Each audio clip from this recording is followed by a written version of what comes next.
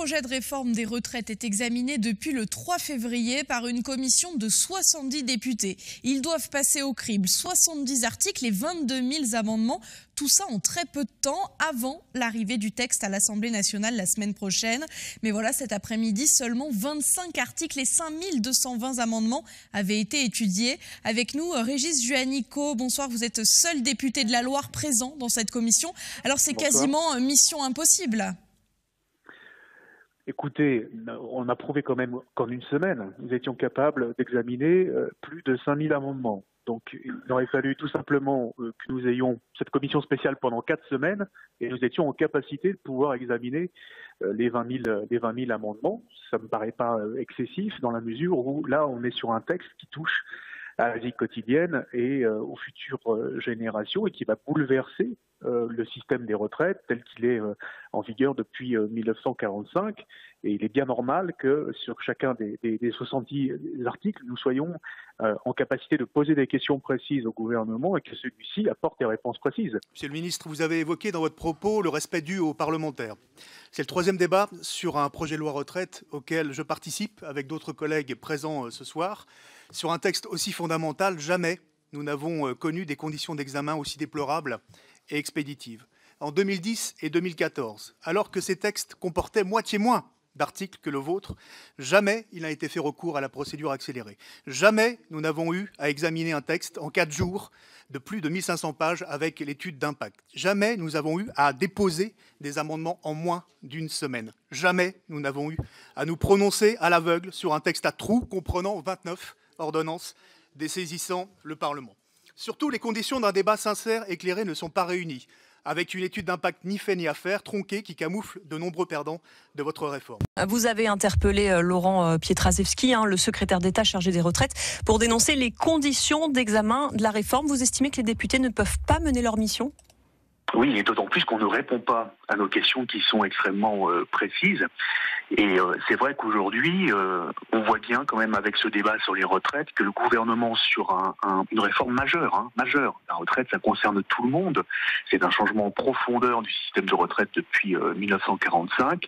On demande globalement aujourd'hui aux Français de sauter dans le vide sans élastique puisque nous n'avons pas de chiffres précis sur comment, à quel âge ils pourront partir précisément en retraite, avec quel montant de pension et à quelles conditions.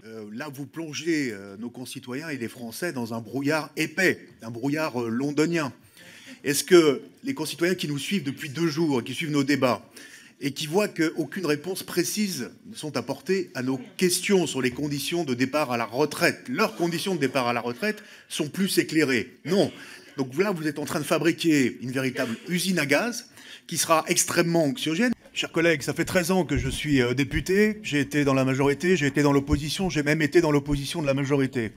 Je n'ai jamais vu les droits de l'opposition et du Parlement bafoués à ce point. Vous êtes en train de créer un précédent fâcheux. L'article 24 de la Constitution stipule que le Parlement vote la loi, il contrôle l'action du gouvernement, évalue les politiques publiques. Sur les retraites, votre texte a été adopté sans vote.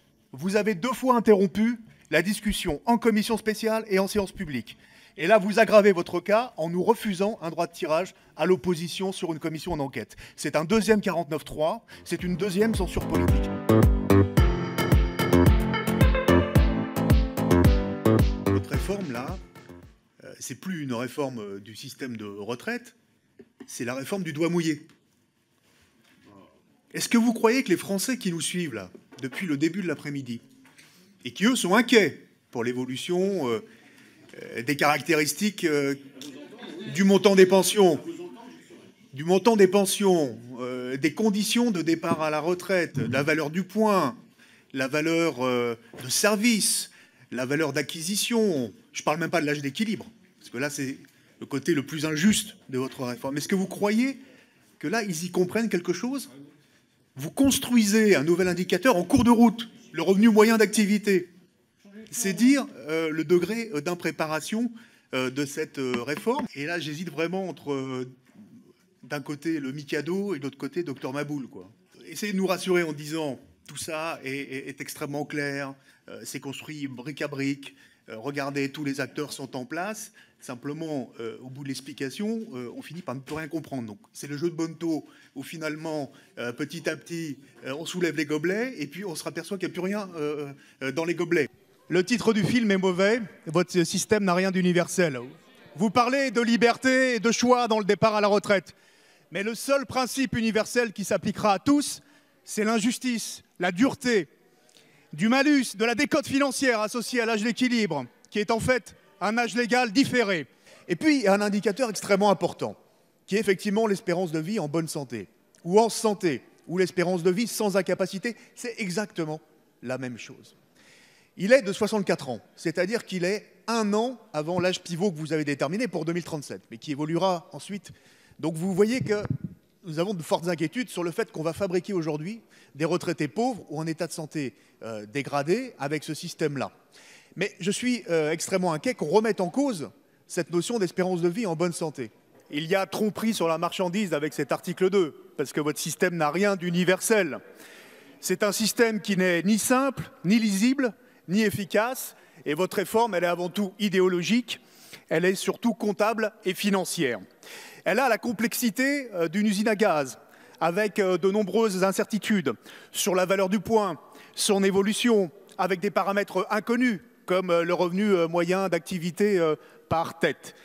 Le système proposé ne crée pas un régime universel de retraite qui serait caractérisé, comme tout système de sécurité sociale, par un ensemble constitué d'une population éligible unique, de règles uniformes et d'une caisse unique. Il crée un système universel par points, à l'intérieur duquel existent 5 régimes, avec à l'intérieur de chacun de ces régimes, créés ou maintenus, des règles dérogatoires à celles du système universel. C'est une injustice sociale majeure. C'est un marché de dupes puisque les futurs retraités auront le choix entre la baisse de leur pension, car votre système est une machine à réduire les pensions, ou un départ à la retraite retardé. Dans un état de santé dégradé, et je voudrais terminer mon intervention, Madame la Présidente, en citant Henry Kissinger, « Quand on ne sait pas où l'on va, tous les chemins mènent à nulle part ».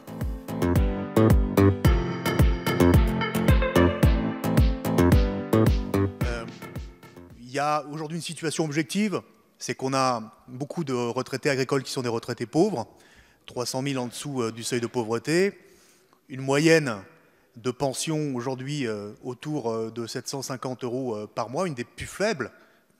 C'est la moitié moins que la moyenne des pensions en France, et pour les femmes, c'est 580 € par mois.